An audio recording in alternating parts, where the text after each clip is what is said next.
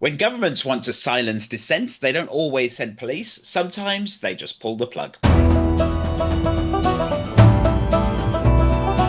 If you've ever thought of the internet as something that just exists, today's episode is a reminder that for millions of people, connectivity is political, fragile, and very intentionally taken away. Yeah, and sometimes the most powerful thing a government can do isn't arrest the people on the street. It's just turn off the signal so no one can see it happen. Yes, exactly. So welcome back to Beyond the Bill Number, everybody, the podcast where we look past the headlines and into the actual text of the laws shaping the world around us. I'm Stephen. And I'm Sarah, and today we're talking about Iran, internet shutdowns, and a cluster of bills in Congress that treat connectivity not as a tech issue, but as a human rights issue. So before we get into Iran, there's a lot happening there currently.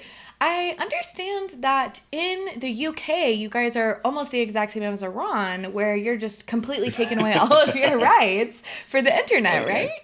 Absolutely, absolutely. Well, if you're on the right in America, then you may well think that. I think JD Vance and Elon Musk regularly claims that the UK is a police state because we try and police what people are saying on X. But as with most of these things, there's a little bit of truth in it as well. So the United States are very much free speech absolutists. You go much, much further than other countries when it comes to free speech. So Americans will often be horrified about what happens in other countries and feel that it's repression, whereas actually it's just perfectly normal. It's you guys that are the outliers here.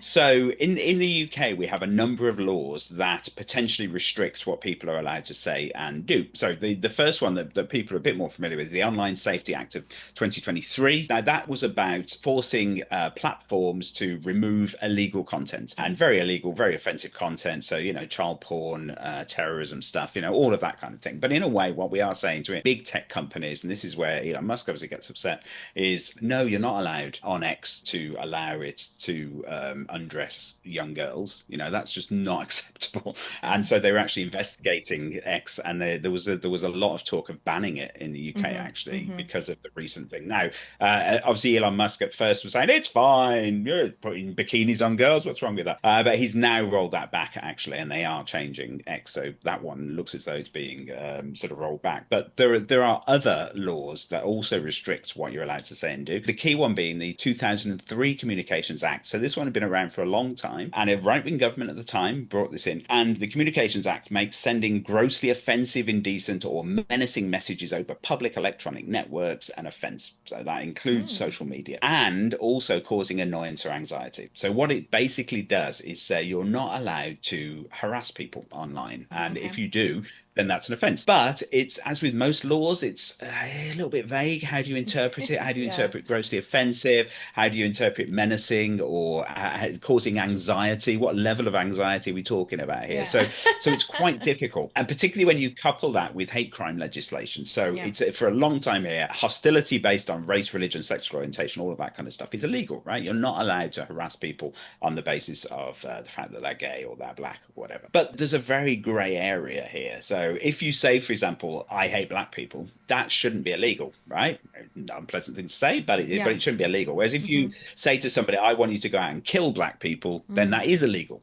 And if you say that online, then you will face action, and you may well end up getting arrested. So the police struggle to interpret a lot of these laws, and they tend to err often on the side of caution in that they will investigate potential offences online where most people would agree that common sense says it shouldn't be an offence. In 2023, there were 12,000 arrests made which were related to online posts. So that's about 30 a day. That's more than you'd think, right? It's not the up tweets. But it all came to a head when this one person was sent to prison. Now, most people are arrested for this. You get a caution, right? The police will say, don't do it again, or you might get a fine. But one person was sent to prison for quite some time for something that they posted online. And what they basically said is it was during a series of riots we had, the anti-immigration riots, where a bunch of people turned up to an asylum seeker hostel and tried to set fire to it. So there were people inside and they tried to burn it down. And this person was inciting that. They were saying, go to this place and burn it down. And so they got sent to prison for incitement of attempt to murder, right, effectively. So that's a serious crime. But they had become free speech martyr, blah, blah, blah, all of that kind of stuff, which clearly they aren't. They're a nasty person who tried to get people murdered. One thing where the government has also gone particularly wrong wrong. And this again is something that it's a complicated area, a lot of grey areas here. So they're never cut and dried about what people should or shouldn't be allowed to do online. And the latest thing is the government has now announced that there's going to be a consultation into bringing in a Australian style ban on social media for under 16s. Yep. Which is an interesting development. I think that's the way a lot of countries are going now. Yeah, I definitely think that we're going to be seeing some legislation here this year about that too. Well, let's talk about what's happening in Iran, because it's not necessarily that they're trying to crack down on hate speech or anything like that. So they're actually just trying to stop access to the internet as a whole in order to control what people are posting. So this is still a story about control over what goes onto the internet, but in very different circumstances than what we have been talking about with X's porn bots and people tweeting pro-Palestinian action. So It is. But it's interesting because if you spoke to the Iranian regime, I haven't heard them speaking about this, but I'm sure if you asked them, they would say, the reason we're doing this is because there is violent insurrection in our country. We have terrorists, and the great Satan is putting all these agitators out there, and all we're doing is defending our society by stopping them organizing and spreading their hate online. So, different point of view. I mean, we would obviously disagree with that from what we're looking at and all the terrible things that happen in Iran. But you can always justify it, can't you, with those same kind of arguments? I doubt very much they would say we're terrible people and we're trying to stop people expressing themselves online. Correct.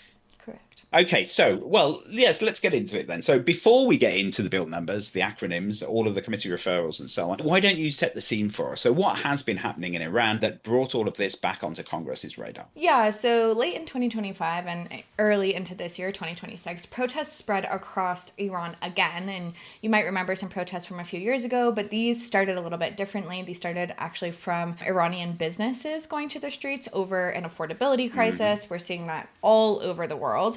And almost immediately, the government reached for one of its most reliable tools that it likes to employ, a near total internet shutdown. And Iran has actually had its internet shut down since January 8th. And we are recording this on the 21st. So that is literally over 2 weeks or almost over 2 weeks of complete internet blackout there. So mobile data went dark, messaging apps stopped working, outside news disappeared.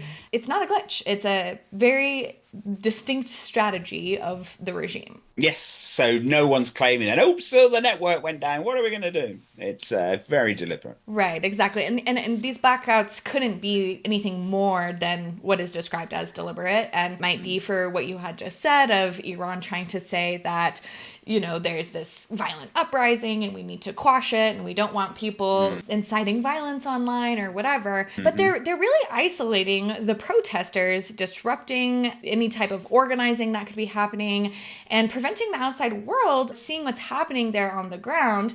There have been confirmed reports of mass casualties of protesters who were in the streets, and there's a lot of stuff going on there that it seems more like the vibe is that Iran doesn't want the world to see it, rather than they're trying to keep it calm and try not to get the unrest out of control, which definitely is part of it. But the ways that they're also employing tactics to do that, I think they really don't want the rest of the world to see. Yes.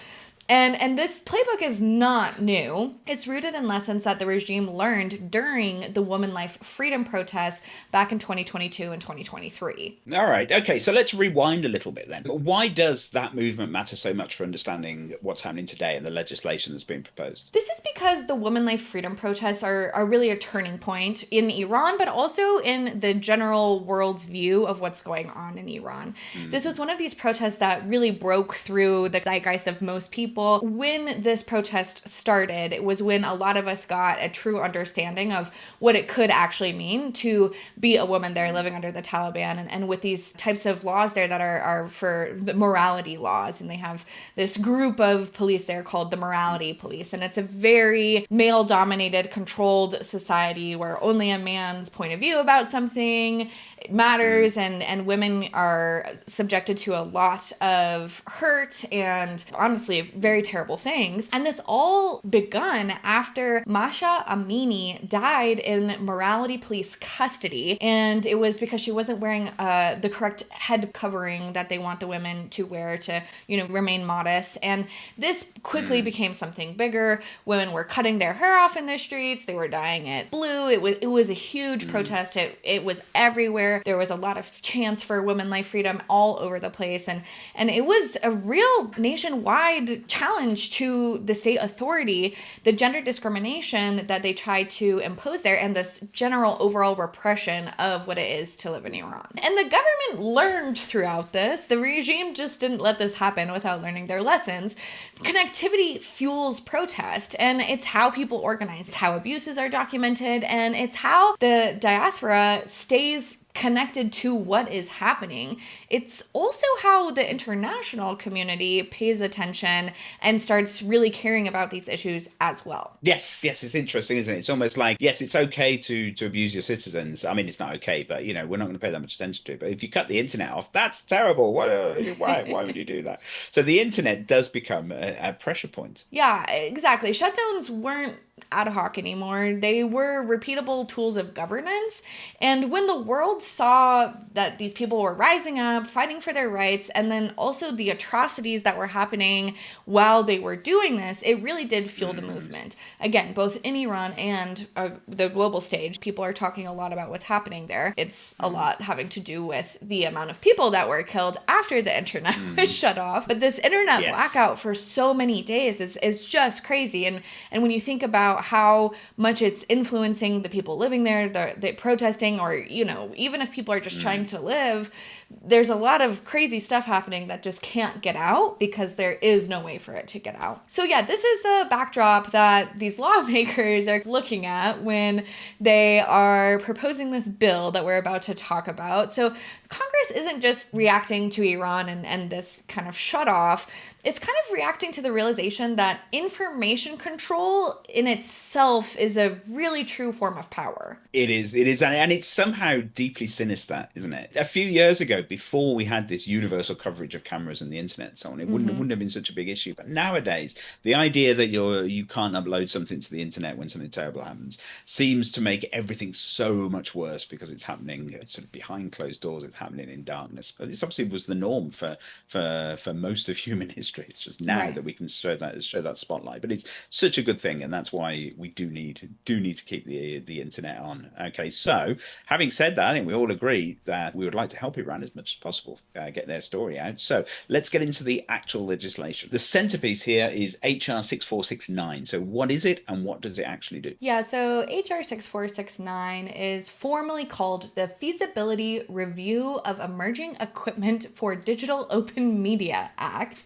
or thankfully, the Freedom Act. So I have to say that whole bill title. So tortured. Seriously, guys, come on. These are the acronyms we do like.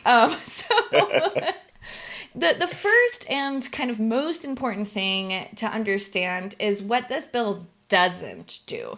It doesn't mandate Starlink drops over Tehran tomorrow. It's not something that is essentially going to deploy the internet to Iran if it were to pass.